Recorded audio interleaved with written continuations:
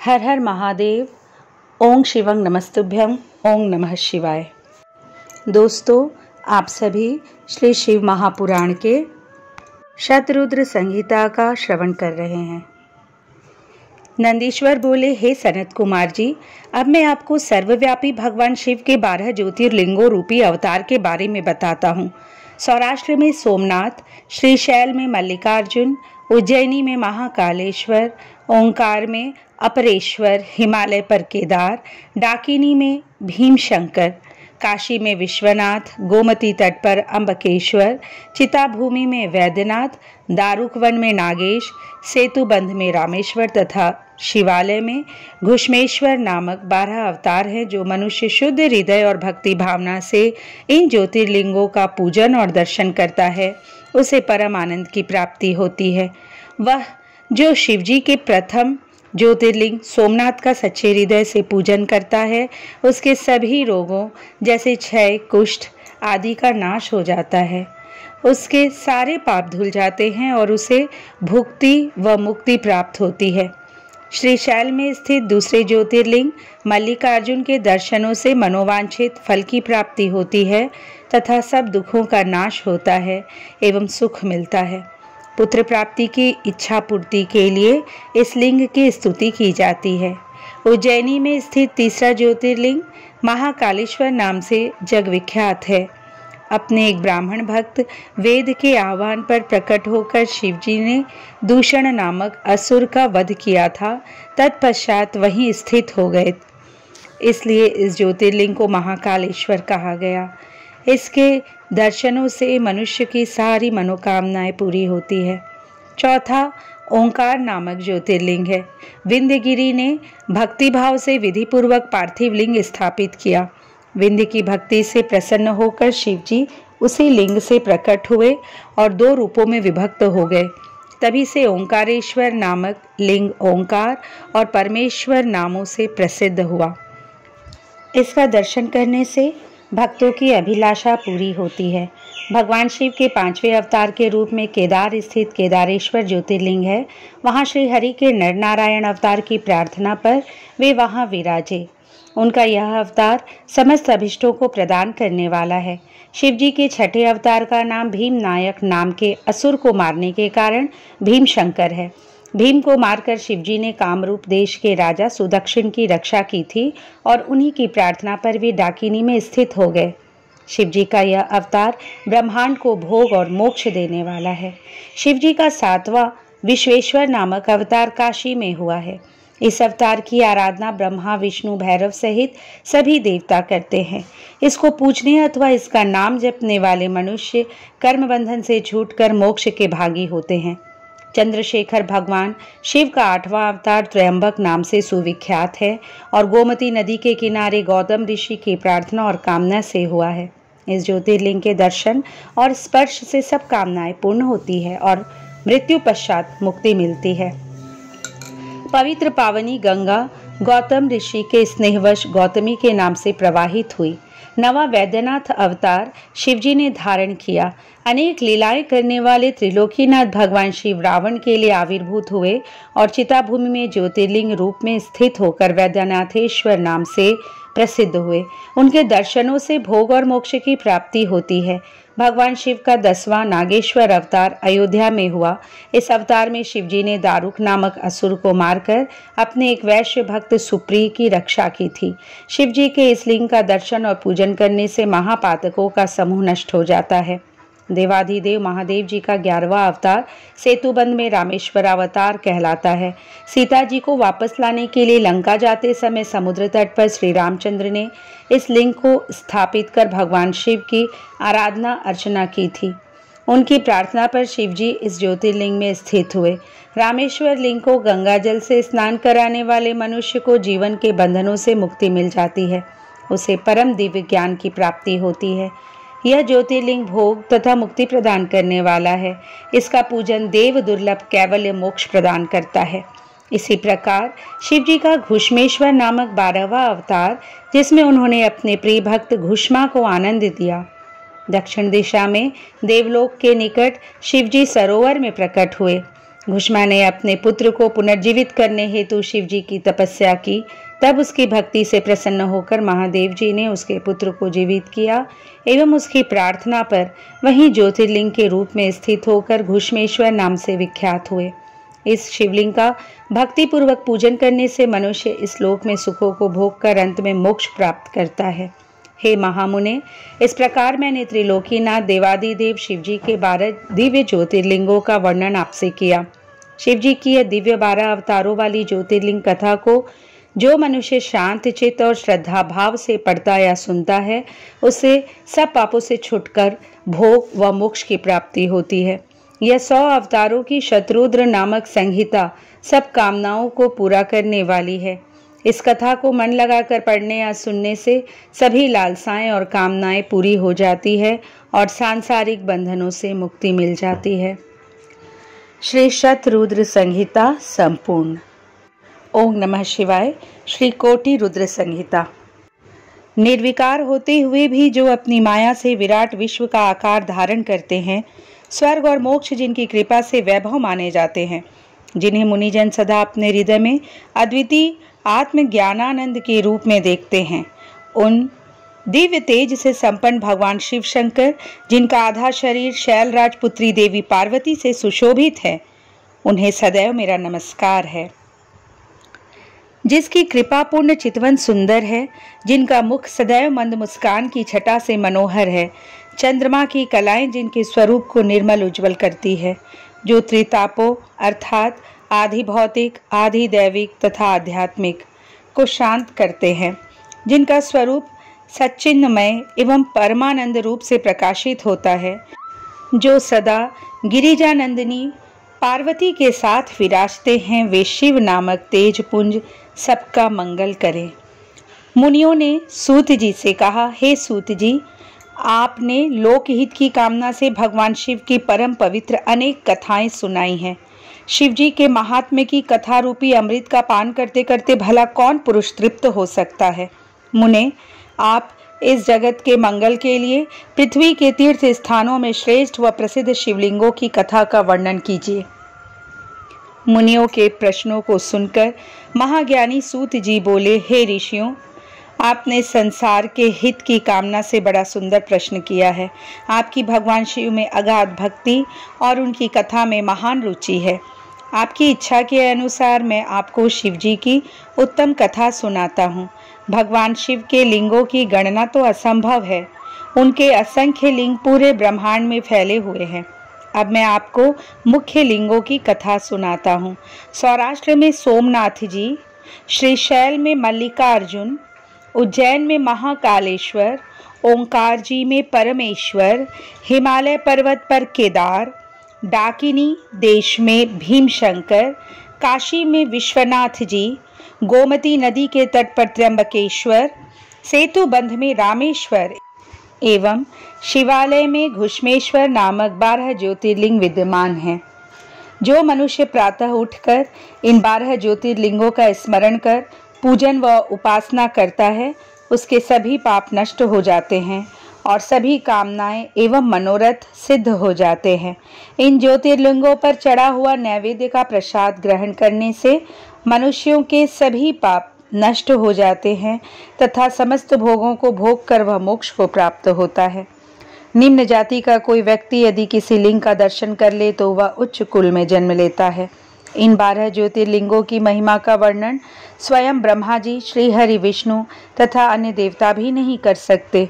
धरती और समुद्र के मिलने वाले स्थान पर सोमेश्वर जी का अन्नकेश नामक लिंग है। मल्लिकार्जुन से प्रकट रुद्रेश्वर नामक उपलिंग जग प्रसिद्ध है और भृगु में स्थित है। नर्मदा नदी के तट पर स्थित महाकाल शिवलिंग का दुग्धेश नामक उपलिंग है, जो सुख देने वाला है।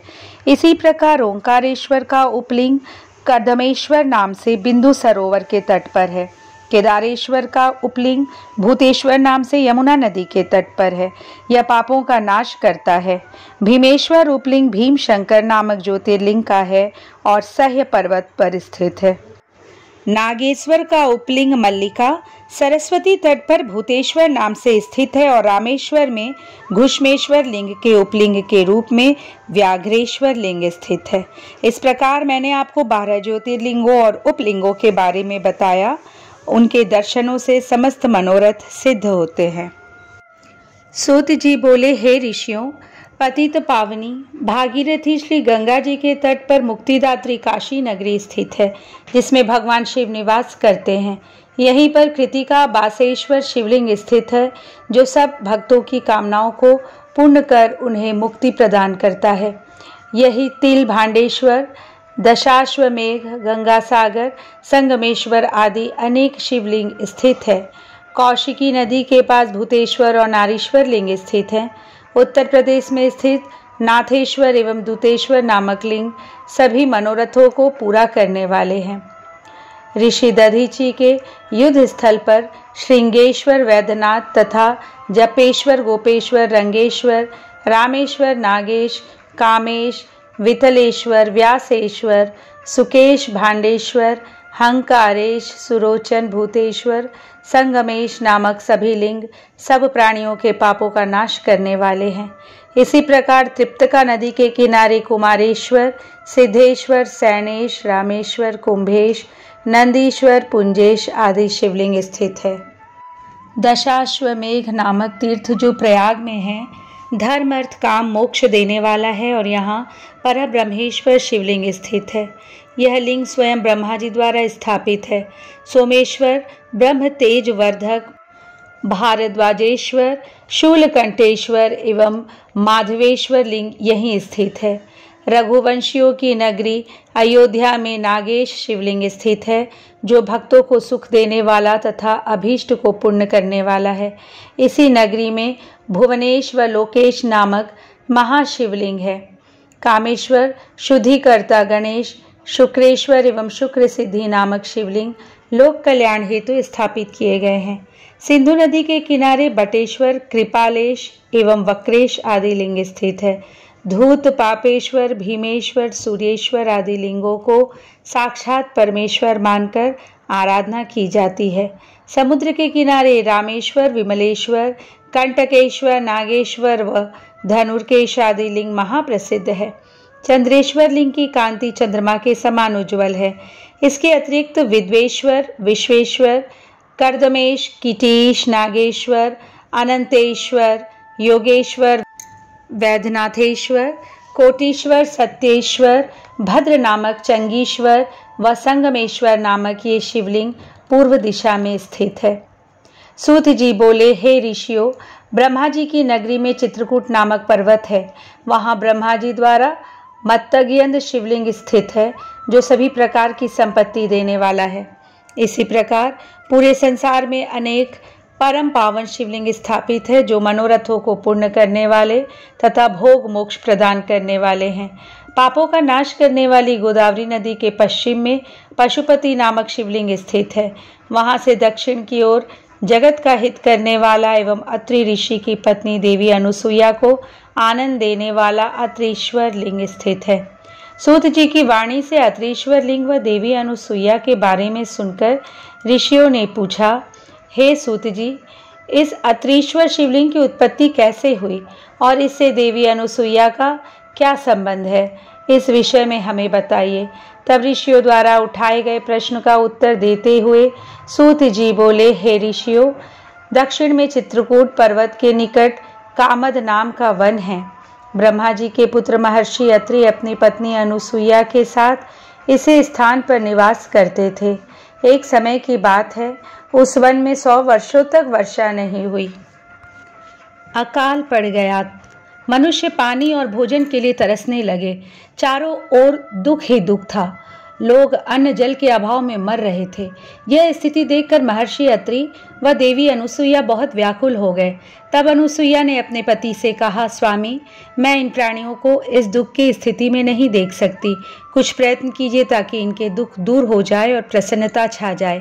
अपनी पत्नी देवी अनुसुईया का निवेदन सुनकर महर्षि अत्रि पद्मासन में बैठ गए और भगवान शिव के चरणों का ध्यान करने लगे। इस प्रकार जब वे समाधि में बैठ गए तब उनके सभी शिष्य उनको अकेला छोड़कर वहां से चले गए, परंतु देवी अनुसुईया अपने पति की सेवा में लगी रहीं। उन्होंने भगवान शिव की मूर्ति स्थापित की और फिर उसकी विधि पूर्वक पूजा अर्चना की। इस प्रकार वे भी शिव जी की आराधना में लीन हो गई। जब देवताओं को इसका ज्ञान हुआ तो वे अत्रि और अनुसुईया के आश्रम में पधारे। उनके साथ गंगा भी थी। वे देवी अनुसुईया की प्रशंसा करते हुए बोले कि हमने देवी अनुसुईया जैसी भक्ति आज तक नहीं देखी, जो पति धर्म और भक्ति धर्म का एक साथ दृढ़ता से पालन कर रही हैं। निश्चय ही आप दोनों धन्य हैं। यह कहकर अन्य देवता अपने स्थान को चले गए, परंतु भगवान शिव व गंगा जी ने वहीं निवास किया। गंगा जी बोली कि देवी अनुसुईया का हित किए बिना मैं यहाँ से कहीं नहीं जाऊंगी। भगवान शिव अंश रूप में महर्षि अत्रि के आश्रम में रहे और कैलाश पर्वत पर चले गए। महर्षि अपनी तपस्या में पूर्व की भांति लगे रहे। इस प्रकार अकाल पड़ते पड़ते 54 वर्ष बीत गए। देवी अनुसुईया भी अपने वचन को निभाती रही कि पृथ्वी पर वर्षा से पूर्व मैं अन्न जल ग्रहण नहीं करूंगी। अनुसुईया श्रद्धा भाव से शिव जी के चरणों में अपना ध्यान लगाती रही। सूत जी बोले, हे ऋषियों, तपस्या करते हुए महर्षि अत्रि को बहुत ही समय बीत गया था। एक दिन मुनि ने समाधि से जागकर अनुसुईया से कहा, देवी, मुझे बड़ी जोर की प्यास लगी है। आप कहीं से जल लाकर मेरी प्यास शांत करो। अपने पति की आज्ञा का पालन करते हुए अनुसुईया ने हाथ में कमंडल लिया और पानी लाने के लिए चल दी। साध्वी अनुसुईया पानी की तलाश में इधर उधर घूम रही थी। यह देखकर स्वयं गंगा जी देवी अनुसुईया के सामने आकर बोली, देवी, आप इस समय कहाँ जा रही हैं? तब उनका ऐसा प्रश्न सुनकर देवी अनुसुईया ने गंगा जी से पूछा, भगवती, आप कौन हैं और कहाँ से आ रही हैं? अनुसुईया के प्रश्न का उत्तर देते हुए गंगा जी ने कहा, हे देवी, मैं गंगा हूँ और आपके पतिव्रत धर्म और शिव पूजन से प्रसन्न होकर यहाँ आई हूँ। मैं आपकी कर्तव्य निष्ठा से बहुत प्रसन्न हूँ। मांगो, क्या मांगना चाहती हो? मैं अवश्य ही तुम्हारी इच्छित वस्तु तुम्हें प्रदान करूँगी। गंगा जी के ऐसे वचन सुनकर देवी अनुसुईया ने हाथ जोड़कर विनम्रता से गंगा जी से कहा, हे माता, यदि आप मुझे कुछ देना चाहती हैं, मुझ पर प्रसन्न है तो कृपा कर मेरे इस कमंडल को जल से भर दे। मेरे पति प्यासे हैं, मैं उनकी प्यास बुझाना चाहती हूँ। तब देवी गंगा बोली, पति परायणे, आप पृथ्वी में एक गड्ढा खोदिए, यहाँ मैं विराजमान हो जाऊंगी। जब तुम पानी से कमंडल भर लेना। गंगा जी के आदेशानुसार देवी अनुसुईया ने गड्ढा खोद दिया। फिर गंगा जी उस गड्ढे में समा गई। वह गड्ढा जल से भर गया। यह दृश्य देखकर अनुसुईया बहुत प्रसन्न हुई। उन्होंने अपना कमंडल जल से भर लिया और बोली, हे भगवती, पतित पावनी गंगे, यदि आप मुझ पर प्रसन्न हैं तो कृपा करके इसी प्रकार इस गड्ढे में निवास कीजिए। जब तक मेरे पति यहाँ आकर आपके दर्शन न कर ले, आप यहीं पर स्थित रहिए। यह कहकर अनुसुईया जल से भरा कमंडल लेकर आश्रम में लौट आई। वहां आकर उन्होंने अपने पति अत्रि को जल पिलाया। उस मधुर शीतल जल को पीकर महर्षि तृप्त हो गए। जब उन्होंने अपने आसपास देखा तो उन्हें सूखे फल फूल हीन वृक्ष देखकर ज्ञात हो गया कि अभी तक वर्षा नहीं हुई है। तब उन्होंने आश्चर्यपूर्वक अपनी पत्नी से पूछा, देवी, अब तक वर्षा नहीं हुई है तो यह शीतल जल कहाँ से आया?